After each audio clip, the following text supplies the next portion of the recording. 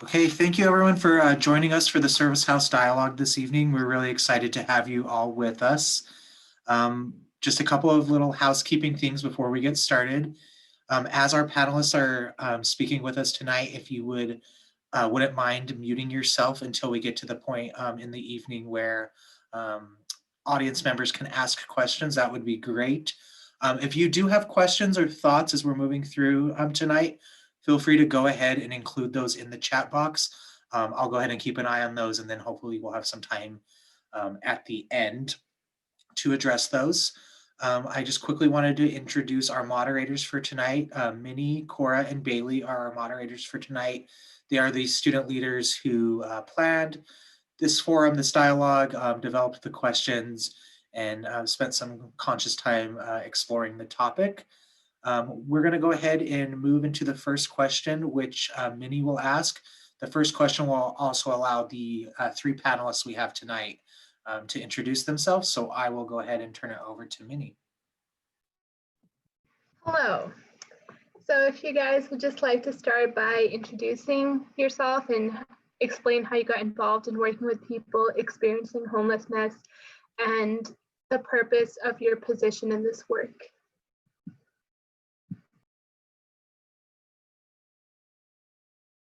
And whoever would like to go first, unless Minnie, you'd like to call on someone either way. Representative Hollins, would you like to go first? Sure, I will go first. I am Utah State Representative Sandra Hollins, and I represent District 23, which is the northwest side of Salt Lake City. So the Rose Park, Fair Park, West Point area is the area that I represent. I've been representing that area since 2015. I got into this work because I have a passion for it. I was actually working for the Bureau of Land Management. I was working in human resources as a human resource specialist and actually kind of moving up the career ladder in that department, and decided I didn't like it. I didn't like what I was doing. I've always had a passion for working, for being a social worker, and particularly working with those who are experiencing homelessness and those in poverty. So I went back to school, got my master's degree, and been working in this field, working with this population since I started out working as a case manager. I've worked as a therapist. I've worked as the director of homeless outreach. I worked as a homeless strategist at one point. And so now I'm working on the policy end of it, pushing policy and sometimes stopping bad policy around those who are experiencing homelessness.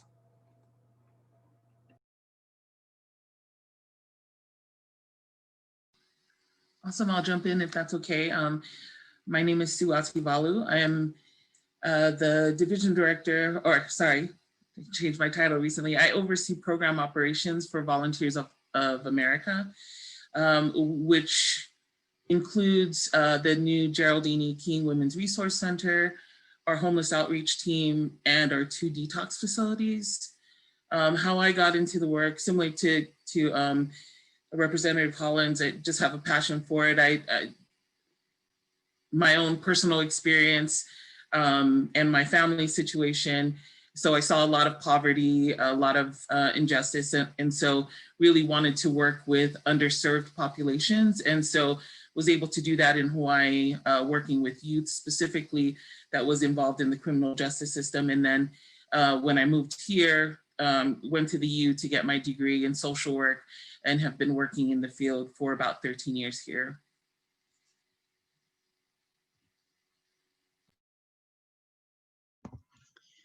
I'm Matilda Lindgren, and I'm the program director at the In-Between. We are a hospice and medical respite for the homeless. We've been open operating for 5 years, and I've been there from the beginning. I got into the work with kind of like Sue said, with my family history of,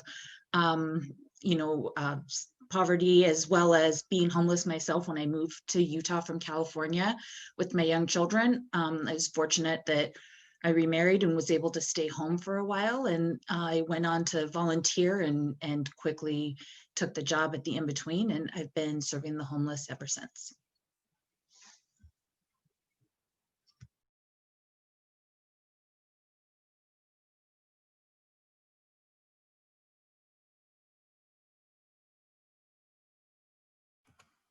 All right, I believe Cora has the next question. Okay, perfect.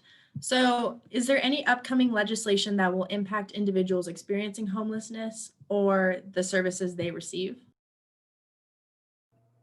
You know, I have not heard of any legislation that's coming up, particularly around those experiencing homelessness. But I'm not sure if you all saw the article in the paper in the Deseret around data collection of homelessness. And so if I had to guess, there's going to be some legislation around that this upcoming session. But as far as legislation that particularly address this issue, I have not seen any so far. A lot of the focus right now has been on police reform. You know, we have ebbs and flows in this state, and you know, once at one point is homelessness, and then at another point is police reform, and next year may be something else. But I have not seen anything. I know Crossroads has been looking at or have been having discussion around children who are experiencing homelessness. And so I'll be interested to see if they are planning anything or working with anyone around that. But in particular, anything at this point, I haven't seen anything. Quick question again for Representative Hollins, that you may know as far as the legislative session coming in with funding. Is there different talks? I know every year homeless service providers fight for funding. Is that an area as well at the legislative session that people can kind of hear about different funding sources that could be used for homeless services and that sort of thing? You're asking about if there's any new funding sources that's going to be out there this year? Not that I'm aware. In fact, I could tell you that the budget is going to be very tight this year. I suspect, especially since we're in the middle of a pandemic. A lot of what I'm hearing is that there probably will not be any new funding out there. They're going to be trying to fund what's already there, and they're going to be asking everyone to tighten their tighten their aprons and kind of hang on for the next year as we try to work around everything around COVID funding.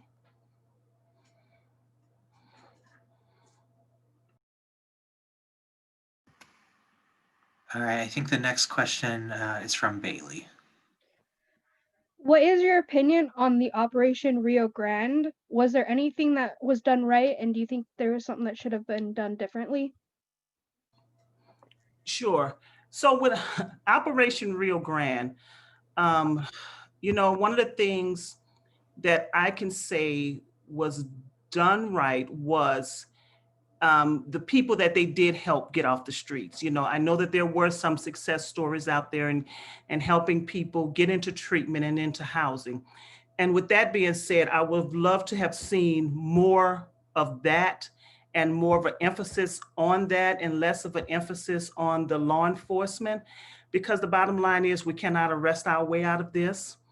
And placing people in in jail, is sometimes is a tool. And I've got to admit that when I was working in the field, sometimes if I have someone who was a danger to themselves, I would try to get them arrested so I can get them treatment. And sometimes it worked, but I don't think that that's the primary tool that we should always use. And it shouldn't be so law enforcement heavy. And so with that being said, I would have loved to have seen more of the money used for housing with a housing first emphasis on it. I would have loved to have seen more long-term mental health beds. I would have loved to see more individuals who were able to have access to the state hospital, access to that, which I think is very important, because the bottom line is we have some people who are living on the street who will never be able to function by themselves, and they need to be in a long-term facility. And elderly. I think that's one of the key components that we always leave out as we're talking around homeless issues. I would love to have seen a program or something that was specifically directed towards our homeless population. And I, to echo what Representative Hollins said, I think so at our detox facilities prior to Operation Rio Grande, it was rare. It was rare if you ever got someone that needed detox services to get them directly into treatment. That almost never happened prior to Operation Rio Grande. And so I think the good thing that did happen was the focus on opening treatment beds and funding that. I think like Sandra says, we need more access into those, like quick access into these different services, whether it's detox and treatment, whether it's mental health services, which, you know, we're still lacking. There's still a great need of more mental health services for folks. And so there was a little more focus financially on opening some bed space, which was desperately needed, because we were having people cycle through our detox facility, or even and not be able to go straight into treatment, which is, you know, can be disastrous for some folks. And so you just saw them go back on the street and then come back into our programs. And so that was a definite benefit. I would agree with both. And I would say the one thing that I think I saw following Operation Rio Grande was kind of some brainstorming about how better to get people, like Representative Holland says, less police involvement and more on connecting people with services. And I think that's starting to become something bigger and bigger. We're a fairly new organization and kind of a niche operation with our, you know, end of life care and medical respite. So we serve a really unique portion of that, but we're starting to be involved in those conversations and starting to be a resource for people when they do go out and are going to clear, you know, maybe an area. So I think that I just see that growing, and I think that's really important, is the connecting to services. And if I could just add also to that, thank you, Matilda. Like I think about the mayor's recent community commitment program. I'm not sure if you all are aware of it, but Mayor Mendenhall has kind of focused on some encampments, especially with COVID-19. You're seeing larger encampments in Salt Lake County, specifically Salt Lake proper. And so there's the balance of like the public health concern of people encamped and that sort of thing. And then how do we get people into service? And so I think about Operation Rio Grande, it was definitely law enforcement heavy to move some folks out of a different area.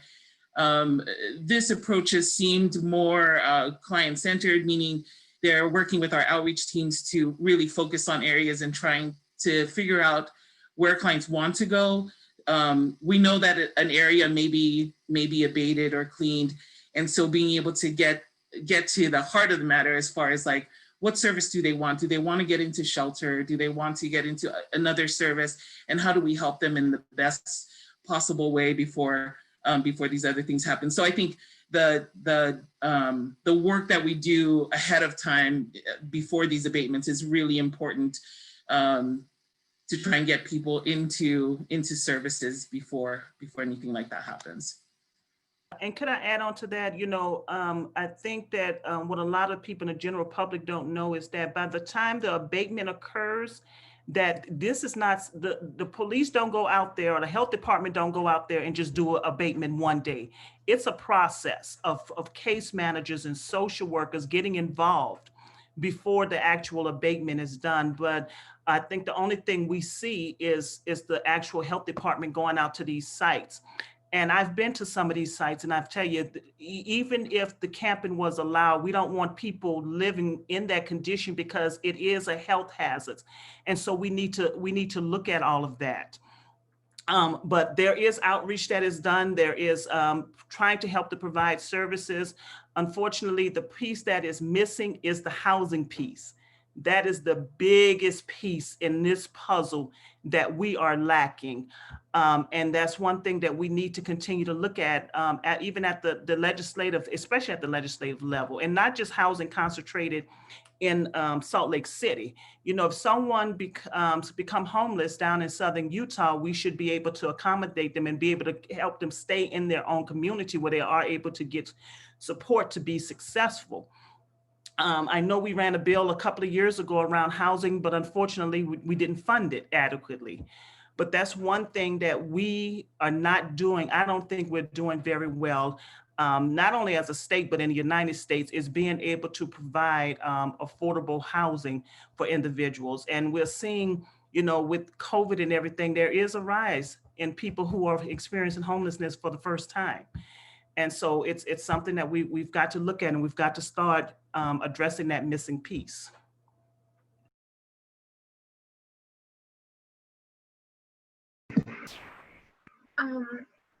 So I know you've kind of touched base on this, Representative Hollins, but the next question is, within your work or agency, what resources are being provided to people experiencing homelessness, and what do you think is the solution to ending this problem?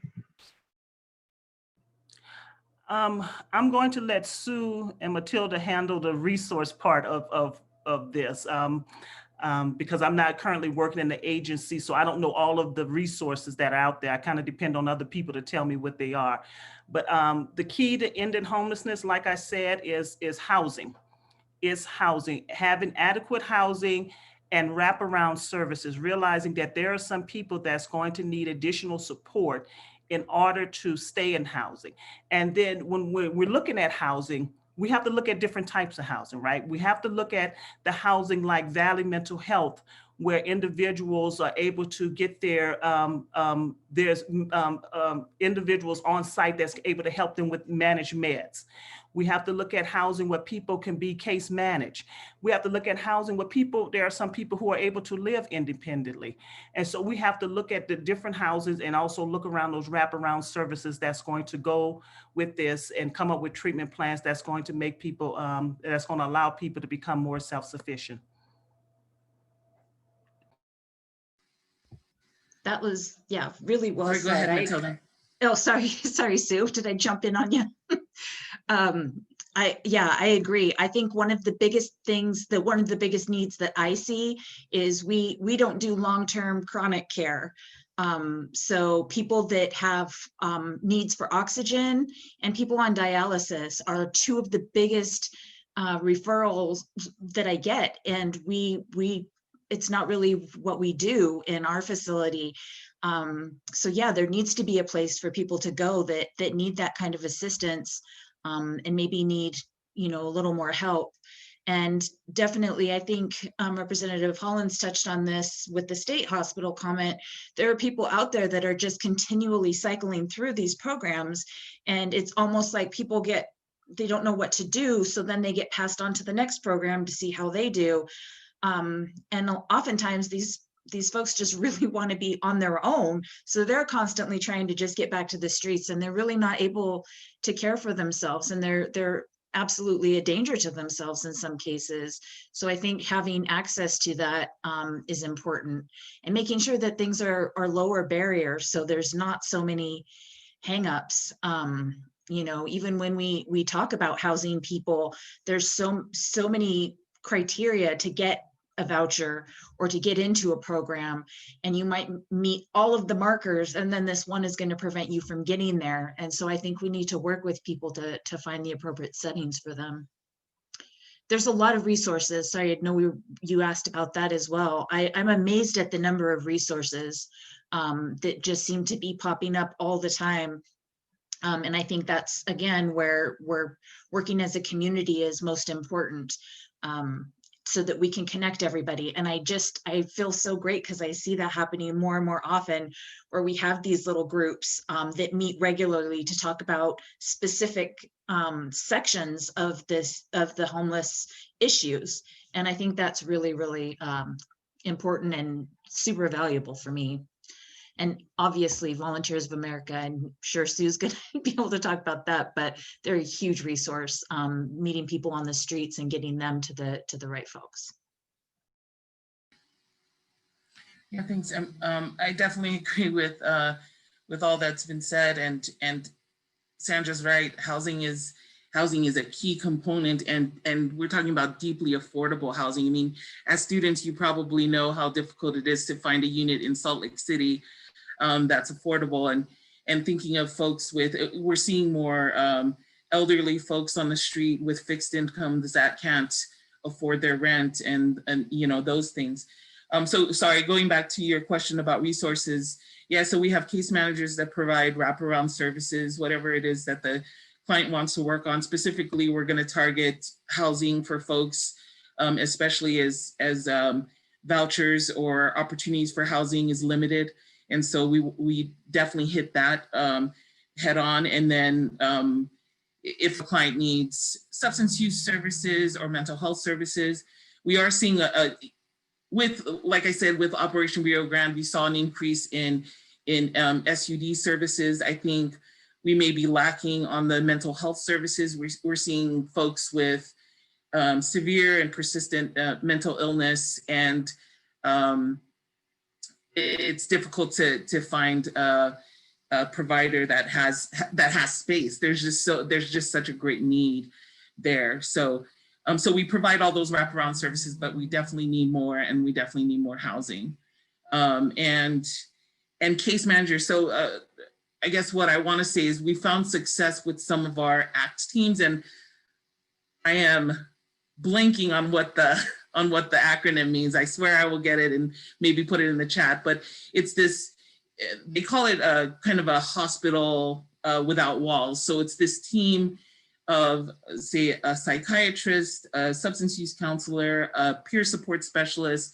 So it's a team of maybe 6 folks that work with people with severe and persistent mental illness. Like, you need them to kind of work with you throughout your whole process, and they follow the clients wherever they go. That's what we need, more of those types of teams in the community as well. Okay, thank you guys for that. So for our next question, how can students or community members get involved in serving people experiencing homelessness?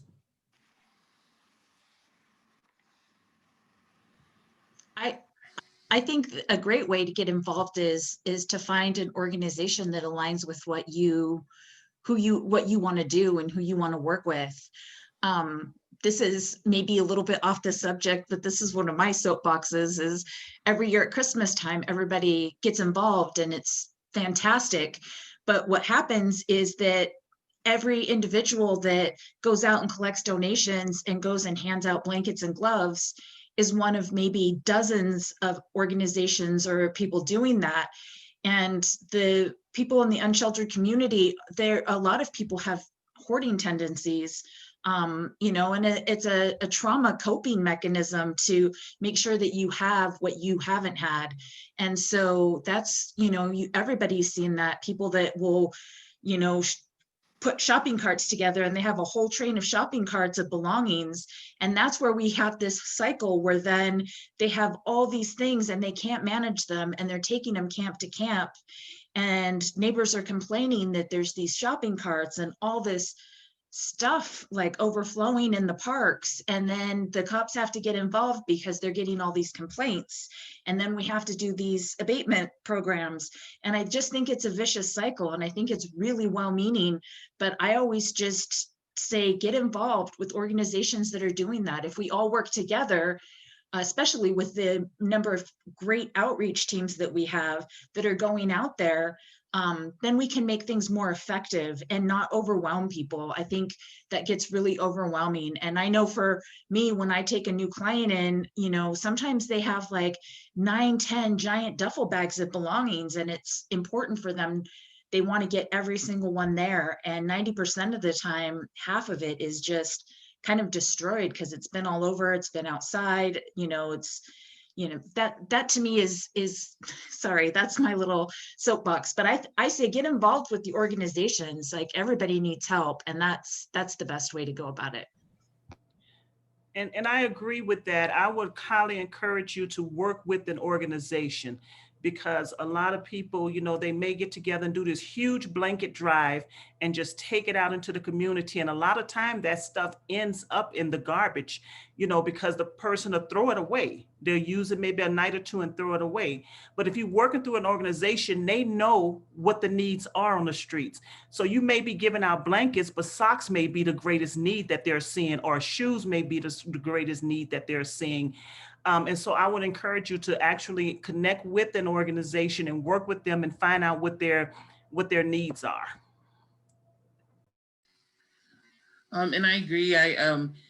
I currently with the pandemic, we've seen a drop in donations, and organizations like mine and Matilda's, we thrive on like we need those donations to be able to serve clients. And so that's a quick way, like Sandra says, there's organizations that are asking people to do drives for them. So so that's a quick way to get involved. And then I think about the systems aspect of homelessness, and I think about in your like tonight, at the same time, we have this neighborhood advisory council at the Geraldine, which is just the neighborhood around 7th South and State Street, of neighbors coming together, business owners, and talking about the homeless services systems right there in that neighborhood. And so there's different things like that. There's community councils you can get involved in. I think about the PTAs, like all of these different layers that affect homelessness that you can get involved in. And it's really crucial to be able to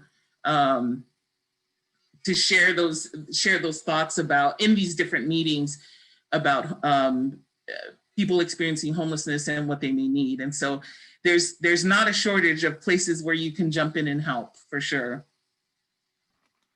So we do have a couple of questions in the chat. Cora, kind of going off of just what was discussed, Cora asks, what are some preferred organizations to get involved with? Are they still operating and taking volunteers during the COVID-19 pandemic?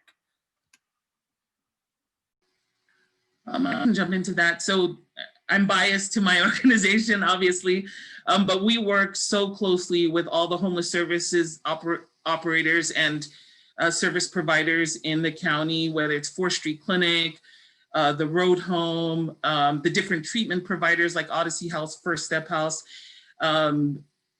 We have these great organizations like Crossroads, Addicts to Advocates, that are also, so there's really great organizations there that need some support. And I'm sure Matilda and the in-between obviously will definitely need some support as well. Yeah, we're not accepting volunteers in our building right now just because of the pandemic, and our residents are very immunocompromised. But we definitely will always take donations. Yeah, of just about anything. And we also will store, we store a lot of things that we maybe get a lot of at one time. We don't put nothing's wasted with us. And like Sue said, we work really closely with all of our community partners. So I know like the outreach team with VOA, we always have take donations of medical equipment. So wheelchairs and walkers, and we open up our closets to anybody in the community that needs it. So, shoes were, it was a weird thing this summer that one of the outreach workers with VOA said, for some reason, nobody has shoes on all of a sudden. So we got a huge bag of shoes, and they went out and gave shoes to people that needed it. Yeah, so I think just about anything. I think most every organization is still finding need for volunteers in some capacity, even if it is donations drive. I mean, for these organizations that are working so hard, I can tell you right now, everybody I talk to that works in homeless services is exhausted and overwhelmed and really experiencing a lot of stress. And so I think when somebody offers, I know for me, if somebody says, hey, do you mind if we do a donation drive? That's huge, because that takes the pressure off of us to go out and find these things. And then we can really focus on our clients. So I think it's really helpful. And I'm thinking, just kind of based on what you all said, and it's kind of it really is a combination of what all three of you had said, but asking the community organization what their needs are rather than making an assumption of, hey, they need blankets or they need shoes or whatever it may be. I think that's important. And that's something that we really stress at the Bennion Center, is that when we are doing community engagement work, that we are asking the community and those that are working closely with the community what their needs are. We did have one other question that came into the chat a little bit earlier, and let me just scroll up to it really quick from Catherine. Catherine asks, how can we make housing more available for those with low income or those in poverty? Are house trust funds enough? And Catherine, if you want to chime in and elaborate on anything, you're welcome to unmute yourself and do so. You know, housing is so expensive right now, you know. Do I think the housing trust fund is enough? No, I don't. I don't. I would be lying to you if I said I had the solution on how to go about doing it. I know at one time the former mayor, Biskupski, had put together a Blue Ribbon Commission, and that was their job, is to look at how do we provide affordable housing in Salt Lake City. Unfortunately, I was not able to follow up with that to find out what was the results of that. But yes, I believe that we need to do more investment in housing. We need to find a way to encourage developers to have affordable housing within their units when they develop these units, and look at housing, like I said, all over the state, and not concentrate all of the housing in one area of Salt Lake City. But I tell you another piece of this that we also need to look at, because we have different, you know, everyone who is experiencing homelessness, there are people out there who are the working homeless that sometimes we don't think about, those who are couch surfing, and often we don't think about them. And I think we need to start looking at our wages in this state. And I know there have been attempts to raise the minimum wage, and it always gets blocked up at the Capitol. They don't want to have conversation around that.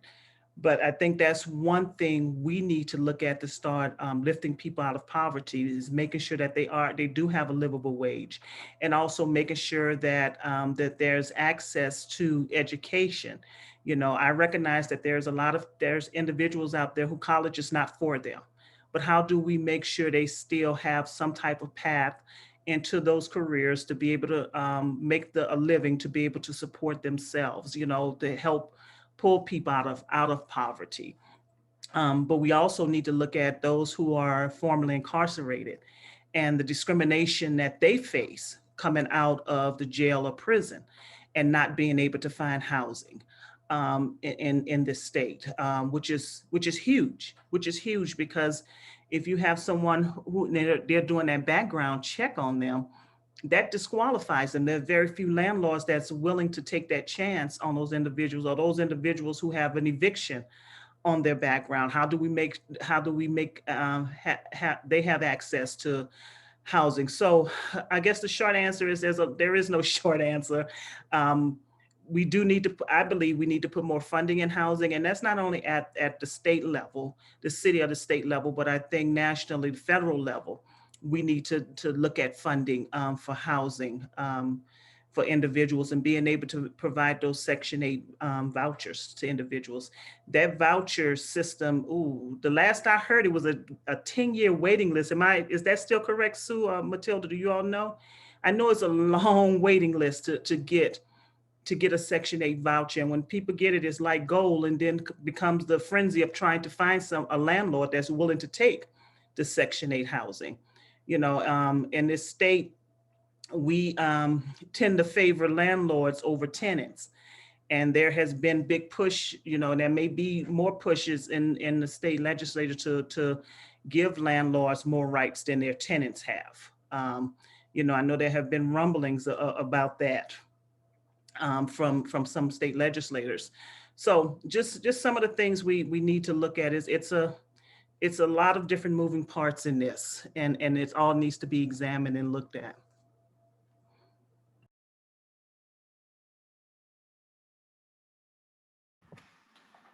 All right, Bailey, do you want to?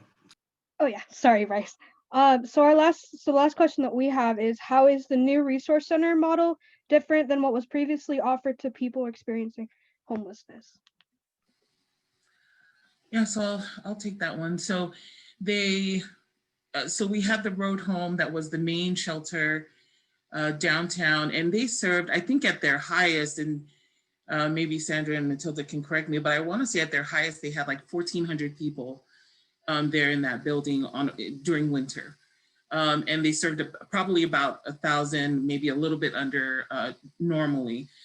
And so really as they looked at other cities who were doing this, they saw the need to kind of separate different populations. Like I think about our women's population that was down at the downtown shelter, and just how traumatic that could be for many women who experienced trauma, many times just from being homeless, but also maybe from males and that sort of thing. And so having to be in that shelter. So I think the model was thinking about these different populations and how to separate it so it's not all concentrated. They were seeing a large criminal presence that was happening downtown. And so to kind of break that up, but also have some really targeted services for these different populations. And so the Gail Miller Resource Center is a mixed population. So they have 40 beds for women and 160 beds for men. The Men's Resource Center in South Salt Lake serves men, about 300 men there. We have the family shelter that I think has 300 beds, if I'm correct. Is that right, Sandra? Do you know? Yeah, I think it does. Okay, so about 300 men there. And then we serve about 200 women at our Geraldine E. King Women's Resource Center. So I think I think the thought was to kind of break up the different populations, to have more targeted services, and then not have it all concentrated in one location. Yeah, and I think all of this was based on research and best practices that is going on right now. And so it wasn't just, let's just break this up and do this. It was based on models and best practices that says that more smaller, more specialized shelters work better than larger shelters. So.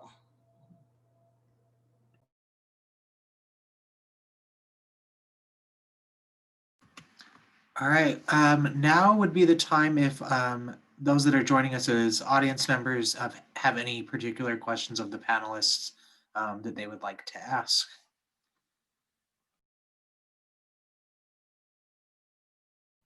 I actually have another question, if that's okay.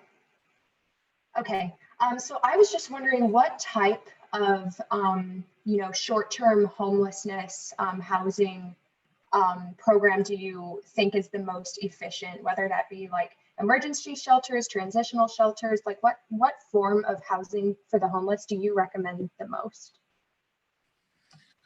I mean, it's a hard question because we really need the spectrum.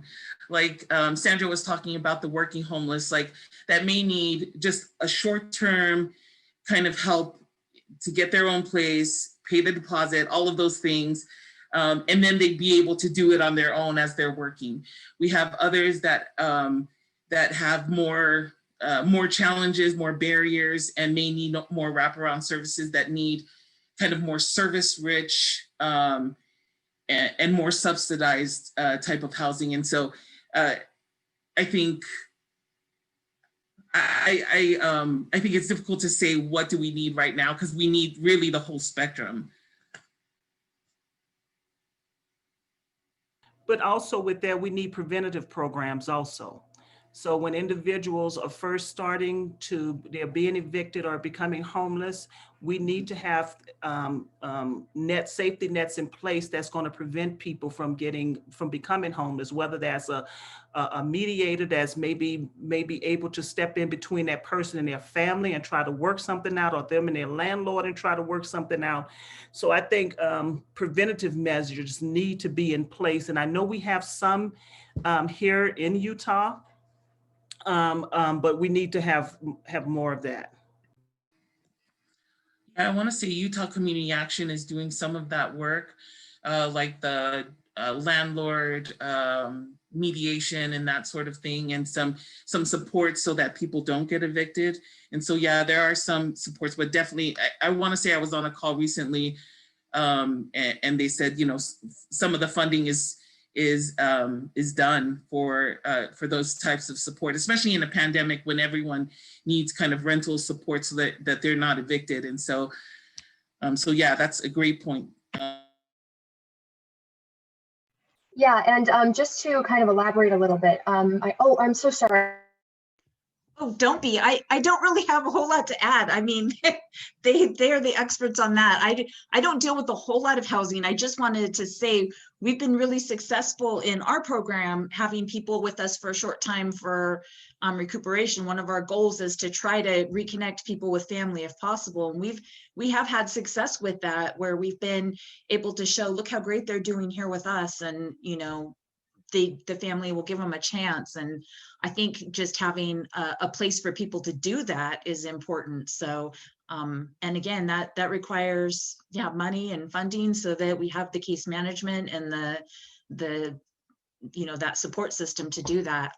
Sorry, Catherine, you go ahead. Yeah, I just wanted to say, my mother is a landlord, and I'm just wondering how we can, you know, make sure that we're not, you know, perpetuating this problem of, you know, putting people at risk of eviction and homelessness. You know, I know that, you know, with our current system and the current way that the housing market is going, and with, you know, landlords who are just, you know, severely strict about payments and stuff. I was just wondering, as, you know, as a daughter of a landlord, what can I do and what can my mother do to, you know, not perpetuate these issues more?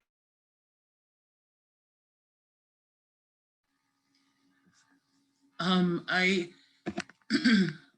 was thinking, so recently, the Housing Authority, or the it's called Housing Connect for the county, and the city Housing Authority, we're talking about their connection with landlords, and kind of talking about different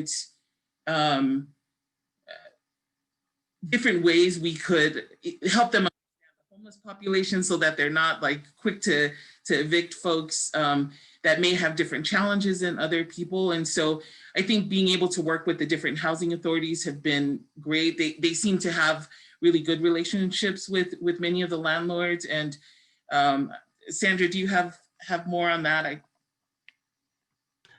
You know, the only thing I'm thinking about is that I've heard about is these astronomical fees that are placed on individuals.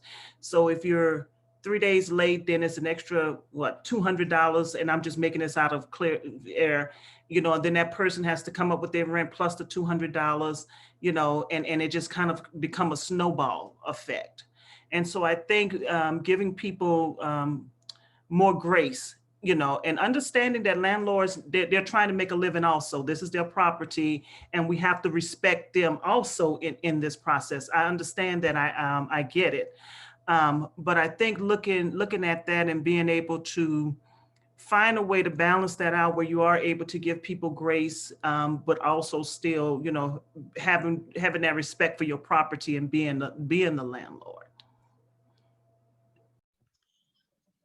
I would add too, we do have a case manager that works with us that has great relationships with some landlords. And the reason that he does is because he goes out and engages with them and advocates for his clients. And so he specifically works with sex offenders, which are really difficult to house. And he's able to kind of go through these clients that he has and know what's going to work and what's not going to work for them, and if they're, you know, really capable of being a good tenant.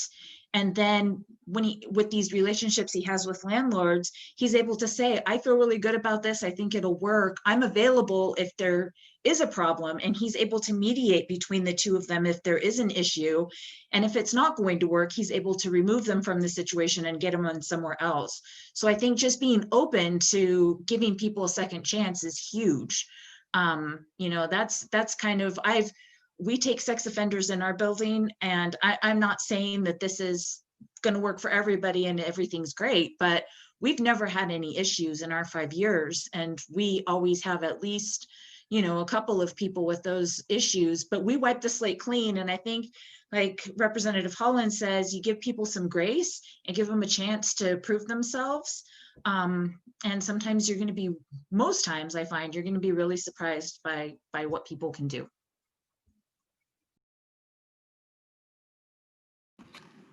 Thank you for that. And Catherine, thank you for your questions. Are there other questions from the audience?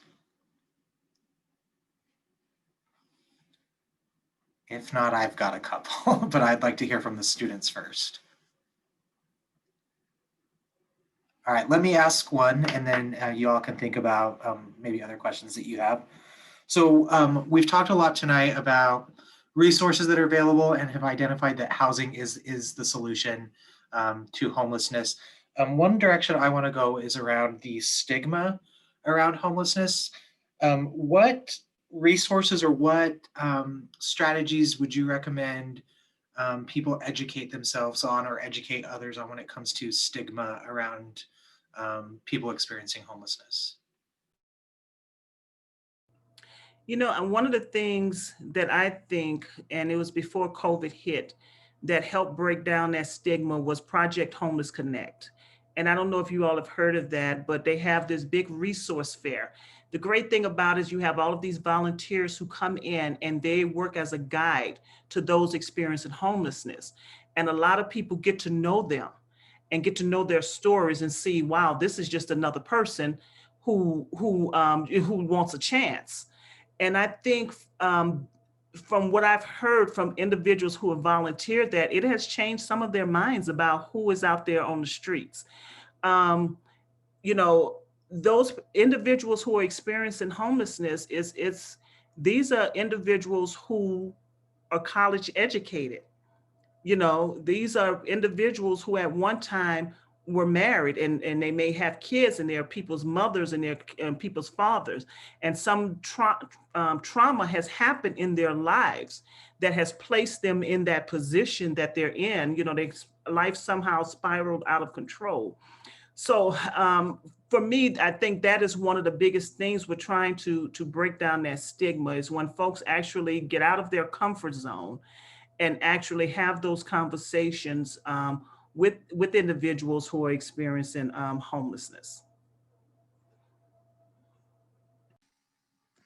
I agree with Representative Hollins. I think those volunteer opportunities or being able to really hear somebody's story, that definitely changes your perspective. I don't know how many times we've spoken to schools or we've spoken to different volunteers that have come through that really, and we all do it, you know, just we see things from our own worldview. And so to be able to see how complex someone else's life is, that it's not just, they just need to get a job or they just need to like pull themselves up by their bootstraps or whatever that means, but that it's so much more complex, that every case is different. And trauma is definitely a huge piece for many folks. Another thing is, I mean, if you've heard of the book Evicted, that's a really great book to read. There's a lot of different resources on that just to get a deeper kind of understanding on how somebody could be homeless. Like, I think we don't realize we're like 2 bad decisions away from being on the streets ourselves. And so being able to be open to hear that other worldview and understand that is huge. Again, super well said, and I agree with everything. You know, trauma, I think, is the big factor in a lot of people's homelessness, but not everybody. I just kept thinking of the one phrase, and I know there's like a TED Talk on this, is not what is wrong with you, but what happened to you. And I think of that almost every day, because when you get to know people that have experienced homelessness, there's always a story about why, of course, but there's always like a further backstory that kind of leads to that why. And we've cared for people that, like I say, have not been homeless in the past, but they got sick, out of their control. They got cancer, they lost their job, they're in the hospital, and they lose their apartment, and then they have nowhere to go. So we care for a lot of people like that. And I have to say they're the most difficult people for us to have in our building sometimes, just for that fact that they've not experienced that before, and they are scared, and they feel like they're in a whole different world, especially because then we have groups of people in our building that have been chronically homeless. And that's, you know, it's a really tight community, honestly. And so it just feels really scary. We cared for a man that died with us, and his mom found us just 2 days before he died, and she had no idea what state he was even in. And she told me, you know, he's from New York. He worked on Wall Street. He had multiple homes. And this was a man that had ended up in Casper, Wyoming, working as a greeter at Walmart. And he drank too much, and yeah, he ended up really sick, and he was life-flighted here and came to the in-between. It's amazing to hear stories of how people end up where they are. So I think that's the biggest thing about stigma, is just remembering these are people with a you know, families and lives. One thing I notice, like with my kids, having spent a lot of time helping out and volunteering, is when they're on, you know, social media, and you're on TikTok, and they have these videos that people that will stop and video people that are clearly intoxicated, that are high, that look unkempt. And, you know, it's always a funny video, like, oh my gosh, check out how high this person is. But that's something I've noticed has shifted even in my kids. And I think that's something that's important to get out there for people that are younger. Like, you know, take 2 seconds before you know, talk about how you look homeless, and think about what it might actually really be like, and how that would feel. So I think it's come a long way, but definitely there's still stigma, and there's still work to be done there. Thank you for those answers. Do any of the students have questions or things they'd like to? Yeah, Morrison, would you like to? Yeah, sure. So a big question I have is, like, how do you guys think that we can get more of like a legislative priority, or I guess like a higher priority placed on like helping homelessness at a more like systemic level? Do you think that's like an issue with stigma, like what we were just talking about, or do you think it comes down to, you know, just the way like budgets have to be kind of distributed, and like there being other things that also need to be prioritized? You know, you hit the nail on the head. It comes down to budget. That's what it comes down to. So I work on, I'm on Health and Human Services. And I could tell you, and Social Services Appropriation. And I can tell you, those are two of the hardest committees, I believe, up at the Capitol, especially the Social Services Appropriation, because I have to sit there with X amount of dollars, along with all of my colleagues. And I have all of these individuals come before us asking for money. And then we have to sit and make a decision who's going to get this money. You know, is it this program that is maybe helping the elderly stay in their home and so they won't get evicted and become homeless? Or is it this child, you know, this organization that works with foster kids and, you know, and helping them out? And then you know, and then it's worse when they bring their kids up there, and you're sitting there going, oh my God, how am I going to tell this child no, or we're not going to give money to this program? I mean, and it's down to budget. It's down to budget and trying to decide who is going to get money. And I could tell you, from my standpoint, it's awful. It is absolutely awful, because I would love to be able to fund all of these programs, because they're all really good programs. They all provide very good safety nets for the community. But it comes down to budget and just having X amount of dollars. And I think that's where a lot of the trying to forge government-private partnerships in the community to try to help find funding and to try to help out in the community. I could tell you that there are a lot of individuals up at the Capitol that do have a real big concern for those experiencing homelessness. You know, they want to try to help and want to know what they can do. But there are some that look at it differently, and they look at it as more as a budget issue and funding issue. And that's it. They look at the data and that's it. And part of what I do up there is I do remind my colleagues that behind all of this data, there's actually people. These are people lives that we're dealing with right now. So long story short, it's a budget issue. It is a budget issue. And how do we go about adequately funding these programs and making sure systems are set in place that is going to, that best practice systems are set in place that's going to help transition that individual from the streets to, and transition them out of poverty and off the streets and into a stable life.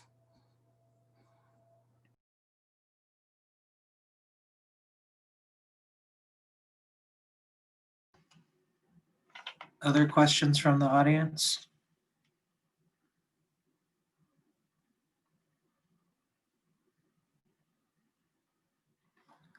Okay, I'll go to one of mine for now.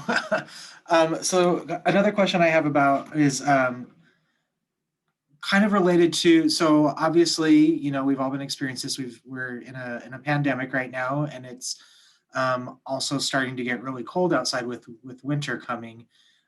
What kind of struggles are you all seeing as providers or an individual that works in policy that are unique to the COVID pandemic and the issue of people experiencing homelessness, if any? Yeah, for sure. I think, so with COVID, and I think there's not many people, well, and maybe we don't think about this on our day-to-day, with the all of the different public places closing, like the libraries, lobbies in different areas and all of that. It really, that has been a warm place for people to be. So all of those things closing has affected folks because they had limited access to bathrooms, to computers, to someplace warm. Like I think about when the pandemic first hit and they closed all of, like even the fast food places, like they closed all their lobbies. So you had to go through their drive-through, and someone experiencing homelessness without a car, like getting a $1 burger was like, easy access to food. And so with all of those things cut off, that really impacted them. And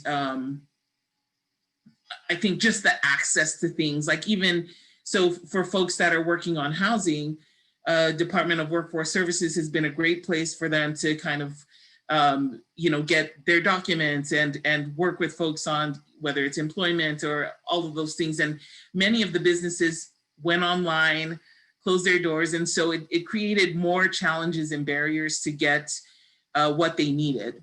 And that still continues to happen. It's still limited as far as that goes. I think getting IDs has been huge for folks for employment and housing, and even that was limited for a period of time, or they changed their hours, and so that impacted people that needed that.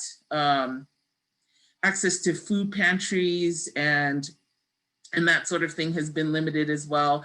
I know the food bank is a great resource. All the different food pantries are great resources, and not only the homeless community or low-income folks need that. Like so many people,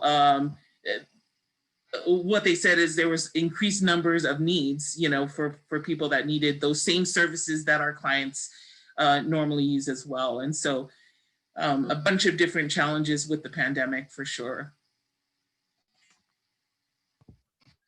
I would say the biggest challenge we faced is just as our building operates two programs, independent living and an assisted living. And as an assisted living, we follow the guidelines by the Department of Health. So we locked down in March, and our residents have been locked down since March.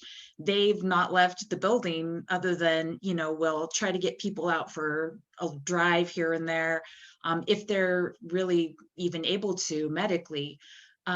So I think that's been the biggest challenge for us. Is it's already a challenge to get some people to come from outdoors to indoors, and that's a big hurdle. And so now we've gotten them there, and a lot of people really prefer to be on the streets to maintain their freedom. We're not a lockdown facility where people are free to come and go and live their lives, and now we're asking them to please stay in the building to keep everybody safe. And that's been kind of our biggest hurdle, is keeping everybody feeling comfortable and independent. But like Sue said, getting paperwork done. I mean, most people don't have phones, so then we're really trying to make sure that they have access to tablets, and then that involves fundraising and asking people for donations, just so that we can make sure that they have access to the equipment to have these online doctor's appointments. And then the same thing that everybody's experiencing right now, as far as people that are dying, and is it going to be okay or appropriate to have visitors come in? So we have to be really careful with that. And we have had people, we do hospice as our primary program, so that's what we do, is dying. And all of a sudden we're really faced with that challenge of how to make sure people can say goodbye and see their family before they go, and still keep everybody else safe, and then not being able to celebrate their life and have a memorial service. That's been another real difficulty for us. And I can tell you this, in my district right now, there are, COVID is very high. It's one of the highest places in Salt Lake County. And a lot of the reason is because a lot of folks who are, for economic reasons, you may have two families living together, or you may have generations of individuals living together in one home or one apartment. And so you don't have the luxury of isolating. If one person has COVID, then the whole family is going to have COVID, because it's not like if I'm living in two families, or living in a 2-bedroom apartment, isolating is you don't have that luxury. And so that's one of the biggest challenges that I can see, with, in particular, with those who are living in poverty right now, and some of the challenges that they are facing. And I just want to add, as far as for the resource centers, because they're congregate living facilities, we have worked really hard to try and make sure that we are testing folks so that we can see if COVID comes into the building, and minimizing spread and that sort of thing. But there are occasions where we've had to pause intakes for a minute as we move people to, say, quarantine and isolation, clean the different areas, and then do testing. But that means that may limit beds for a period of time, especially during winter. That's not something we want to do, but we're balancing safety from COVID and safety from like being out on the street and the trauma of that. And so there's some challenges there for sure. Absolutely. Thank you for those responses. It looks like we do have time for one more question, if any of the audience members has a final question they'd like to ask.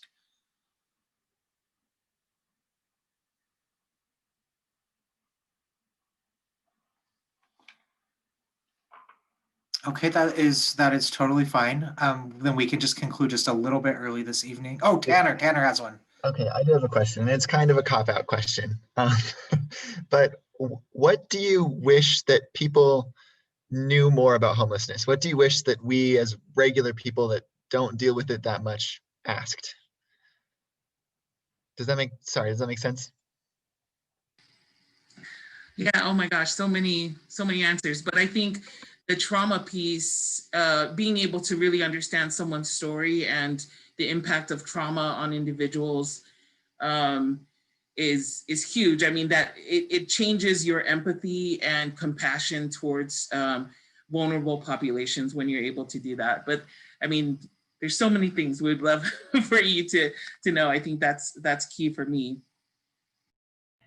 And I'm going to agree with that. When you see someone out on the streets and you may see them appearing to be mentally ill or using drugs, just know that that's a wounded person. that's a person that's hurting. And the behavior you see is a result of what is actually going on with that person. And that these are individuals. These are individuals. These are human beings.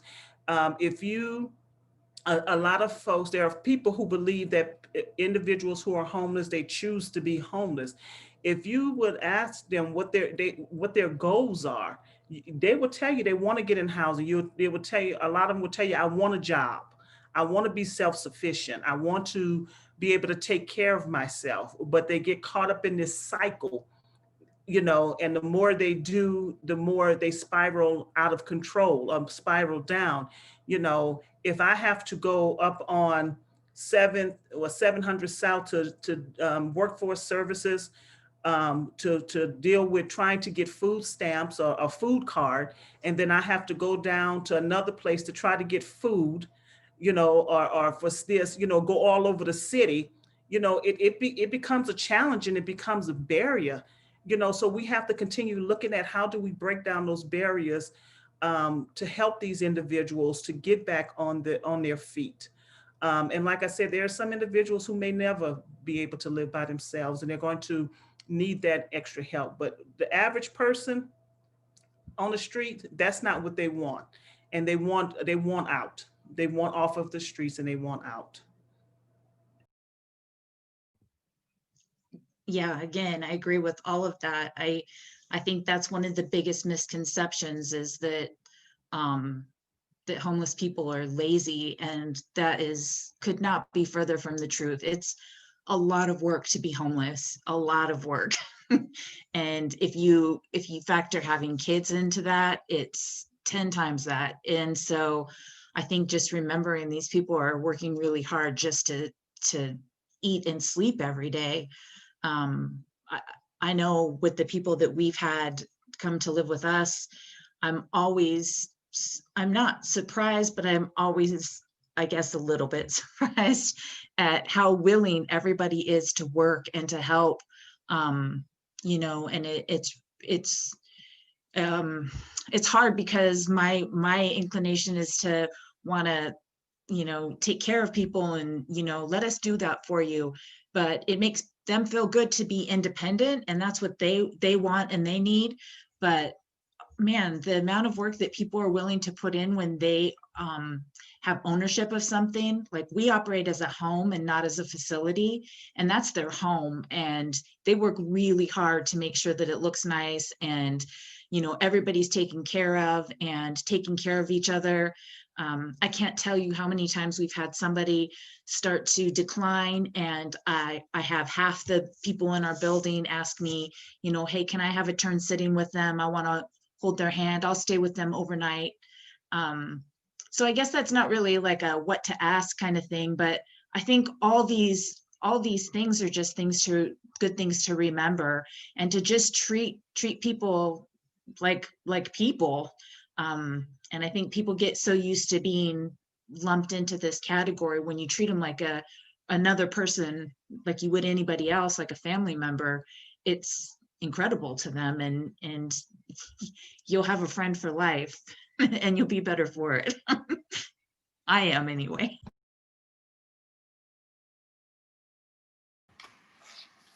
Thank you for that. We are at time now. I just want to thank everyone for participating, and a special thanks to our panelists this evening. We really appreciate hearing your expertise and your wisdom. So thank you. Just Bryce, as a yes, please, please. Please. First, Sandra and Matilda both are my sisters in the work. I really love them, and I appreciate all that they've said, and it's great to see their faces. And something that was touched on earlier about social workers being tired. And so, and some of the students had said that they are either pre-med or nursing students or something like that. I may have gotten that wrong. But just so you know, whatever your expertise is in, we need it. Like, we need artists, and we need medical people, and we need social workers, and we need community organizers. Like, we need all of your expertise, and really appreciate your wanting to know more about the population, and grateful for the opportunity. Thank you for that. The only other item I was just going to mention is that we at the Bennion Center are continuing to have these dialogues and forums and things of that nature. So go ahead and just keep a look out on the Bennion Center website at bennioncenter.org. There's still a couple of opportunities for this semester, and we definitely have a lot more planned for the spring semester. So thank you all. Thank you for having me, and thank you to Sue and Representative Hollins. It was